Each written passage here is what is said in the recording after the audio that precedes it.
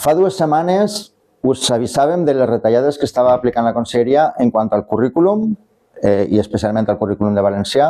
També van denunciar l'acord de professorat interí 2010 i també la sorpresa del calendari escolar que volen que anem a treballar en Nadal i en Pasqua. Ara tenim 2 retallades més. Una és aquesta, que la Conselleria obliga als pares i mares que estan en excedència a tornar en horari o en calendari lectiu, amb la qual cosa afecta a l'interí que està substituint-los. No els deixen tornar en juliol com estan demanant. I la segona retallada està en les instruccions de plantilles de secundària per al curs que ve, i és aquesta.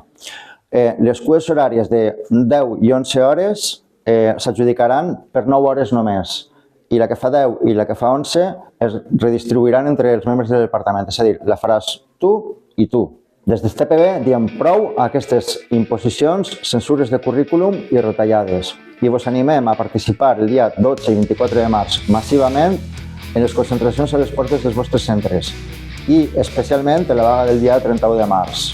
Cal eixir al carrer, protestar i obligar a la Conselleria a sentar-se a negociar.